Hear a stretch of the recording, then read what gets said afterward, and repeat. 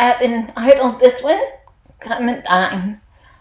As you can see in the picture, the little butterfly is coming towards the flowers because it's coming to dine on some nectar.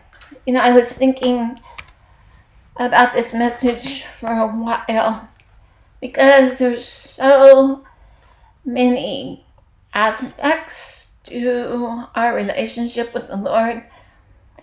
I'm thinking of Revelation 3:20. Behold, I stand at the door and knock. If anyone hears my voice and opens the door, I will come into him and dine with him, and he with me. I was thinking also of Peter and John. They must have had an amazing relationship with the Lord. In Acts chapter 4, verse 13, it says, Now when they saw the boldness of Peter and John and perceived that they were uneducated and untrained men, they marveled, and they realized that they had been with Jesus. I love Psalm 63. David wrote it, and I can just hear him. It starts out, Oh my God, early will I seek you. My soul thirsts for you. My flesh longs for you in a dry and thirsty land where there is no water. So I have looked for you in the sanctuary to see your power and your glory. Because your loving kindness is better than life, my lips shall praise you. And then verse 8 in the Amplified says, My whole being follows hard after you and clings closely to you, and your right hand upholds me. Those are words that are spoken from a heart of one who was called a man after God's own heart. But in order to do that, there had to be times where David was in the presence of the Lord, communing with him. And I think back to when he was a shepherd watching the sheep. Because of Psalm 23, we know how he spoke, the Lord is my shepherd. So David the shepherd was resting in the presence of his shepherd. He knew that the Lord led him to green pastures. He knew that he led him to still waters. And so the Lord is always speaking to us, come and dine. He wants to share the secrets of his heart with us. He wants to take us deeper in our healing. I think of Hebrews 4:13 in the Amplified. It says, all things are open and exposed. They're naked and defenseless before God. That gives us freedom to come into the presence of the Lord because he already knows everything. There's nothing to hide. There's nothing that we can hide. And so in our relationship with him, there's just this sweet openness. And I was thinking of Song of Solomon. You see, sometimes we give excuses for not spending time with the Lord. And I think of the Shulamite woman, Song of Solomon, chapter 5 and verse 2. I sleep, but my heart is awake.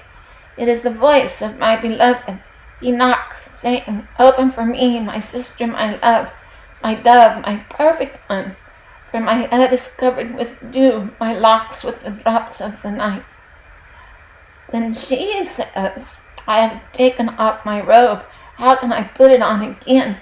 I have washed my feet. How can I defile them?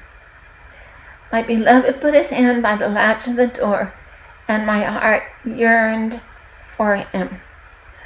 I arose to open for my beloved, and my hands dripped with myrrh. my fingers with liquid myrrh on the handles of the lock. As I read these verses, I always capitalize the part that says, the voice of my beloved. And I think of my own relationship with the Lord, and when He comes and He puts His hand on the latch of the door of my heart, and I am awakened, because He always touches our heart. Our communication with Him is heart to heart. And as we come into His presence, remember Matthew 11:29, come to me, all you who labor and are heavy laden, and I will give you rest. There's an acrostic for rest: releasing everything, simply trusting. And as we come into the presence of the Lord and we rest in His presence, there's no fear. Perfect love has cast out fear. And our relationship with Him is through communication, that we are able to express our heart to Him. I think of Psalm 62, and it says, trust in the Lord at all times, you people. Pour out your heart before Him. God is a refuge for us. That's verse 8.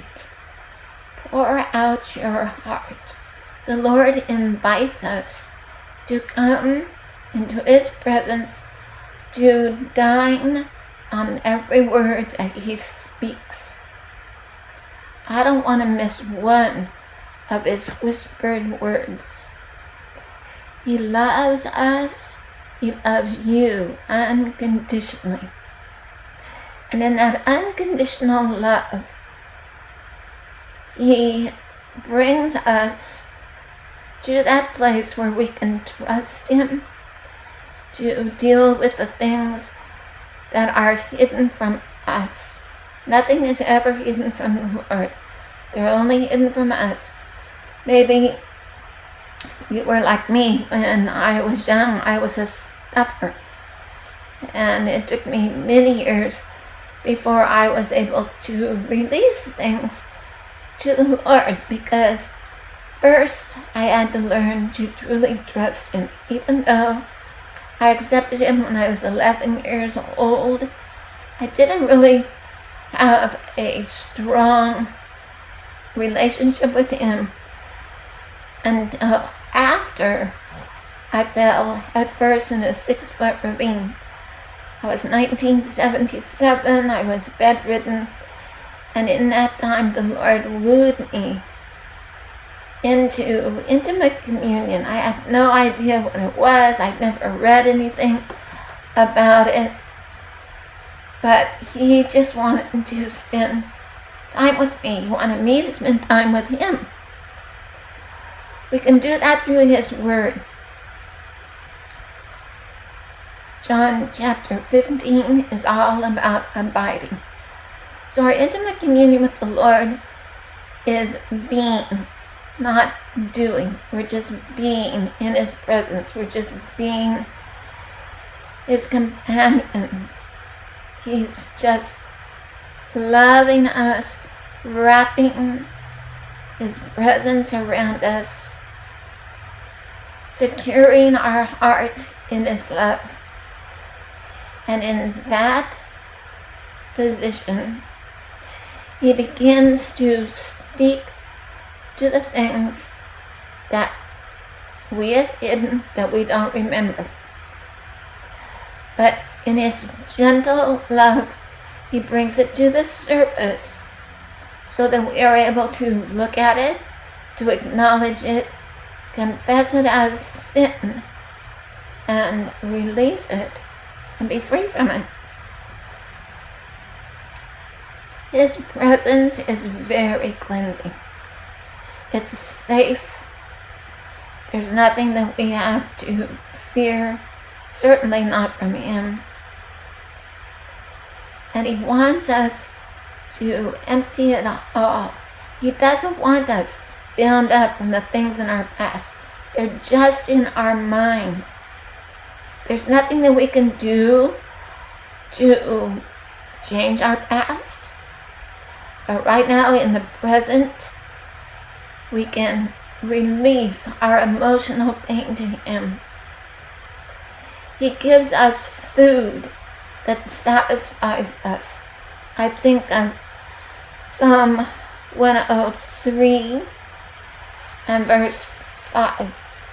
It says, "Who satisfies your mouth with good things, so that your youth is renewed like the eagles."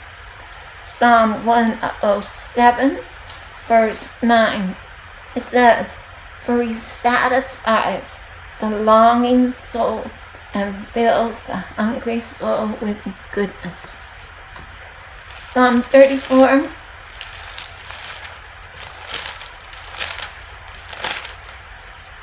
verse 8, it says, "Oh, taste and see that the Lord is good. Blessed is the man who trusts in Him." As we come to dine with the Lord, the relationship is built on trust. It's wrapped in love. We have one who just embraces us for who we are and then takes us into the next step where He reveals Himself to us in ways that we have never known Him. And so I encourage you with His words, come and dine.